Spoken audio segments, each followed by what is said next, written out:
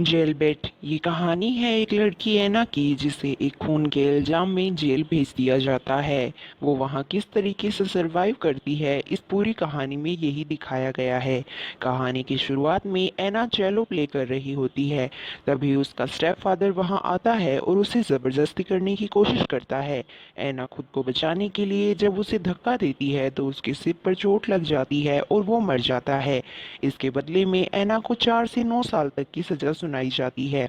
जब एना जेल में जाती है तो वो देखती है कि वहाँ का वार्डन एक फ्रैंक नाम का आदमी होता है। उसकी सेल में एक और लड़की भी रहती है जिसका नाम जैन होता है। वो बुक्स पढ़ती है और वो चुपचाप ही रहती है। दरअसल जैन एक लेस्बियन होती है। जिसके बाद सभी कैदियों को प्लेग्राउंड लेकर जाया जाता है जहां कोडी नाम की एक लड़की आती है और एना से अपना ग्रुप ज्वाइन करने का ऑफर देती है। लेकिन एना कहती है कि वो अकेले रहना चाहती है। इस बात पर कोडी को बहुत गुस्सा आता है और जब वो अंदर जाते हैं तो एना को बाथरूम में ले जाकर उसका ग्रुप बहुत ज्यादा पीटता है। जिसके बाद एना को मेडिकल वार्ड में ले जाया जाता है जहां नर्स जीन उसका अच्छे से ट्रीटमेंट करती है। एना हेल्प मांगने के लिए वार्डन के पास जाती है जहां फ्रैंक कहता है कि मैं तुम्हारी मदद कर सकता हूं पर इसके बदले में तुम्हें मुझे खुश करना होगा। ये बात सुनकर एना वहां से निकल जाती है। वो जाकर जेनी को अपनी बात बताती है तो जेनी कहती है कि वो बहुत ही बुरा आदमी है। वो यहाँ आने वाली सभी लड़कियों को सेक्सुअली अब्यूज करता है। जेनी एना को पसंद करती है और वो दोनों इंटीमेट होती हैं। जेल में एक और लड़की भी एना को बहुत ज्यादा परेशान करती है। उससे तंग आकर एना डिसाइड करती है कि वो कोडी का ग्रुप ज्वाइन करेगी।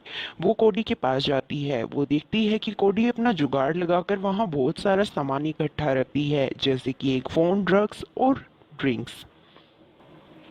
कोडी एना को उसकी लॉयल्टी प्रूफ करने के लिए कहती है और कहती है कि तुम उस लड़की को जाकर मारो ना चाहती है और उस लड़की को बहुत ज्यादा पीटती है। इसकी सजा के रूप में एना को सॉलिटरी रूम में बिना कपड़ों के 2 दिन तक रखा जाता है। वहाँ उसकी हालत बहुत ज्यादा खराब होती है। जिसके बाद उसे फ्रैंक के पास ले जाया जाता है। फ्रैंक कहता है कि मैं तुम्हें वहाँ 2 हफ्तों के लिए रख सकता हूँ पर अगर तुम इससे बचना चाहती हो तो तुम्हें मेरी बात माननी होगी।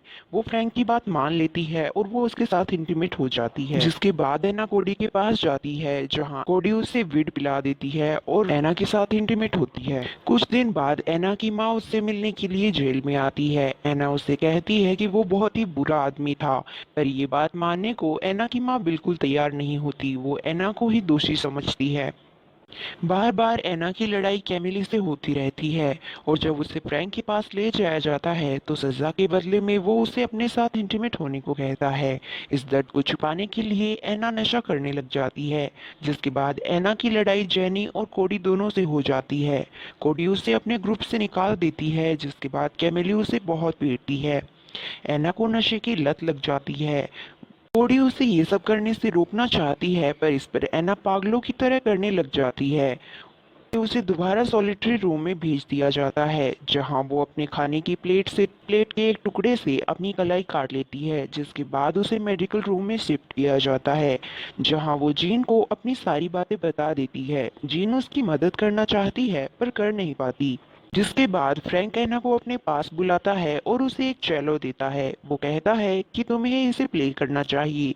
जल्द ही जेल में एक टैलेंट शो होने वाला है। मैं चाहता हूँ कि तुम उसमें परफॉर्म करो। जब जेल में टैलेंट शो होता है तो एना उसमें बहुत ही अच्छा परफॉर्म करती है। जिसके बाद बदले में फ्रैंक उसके साथ इंटीमेट होता है। एना अब इन सब से तंग आ चुकी होती है। वो बगावत करना चाहती है। एना कोडी के पास जाती है और उससे हेल्प मांगती है।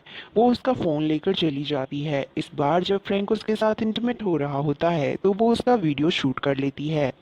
एना की जब हियरिंग होती है तो वो सबके सामने ये वीडियो प्ले कर लेती है। अब देखने के बाद फ्रैंक को फौरन अरेस्ट कर लिया जाता है और एना की बहादुरी के लिए उसे जेल से छूट मिल जाती है। जब वो बाहर निकलती है तो वो अपनी माँ से मिलती है और लास्ट में दिखाया जाता है कि एना एक शो में चेलो प्ले कर रही होती है और ये कहानी यहीं खत्म हो जाती है।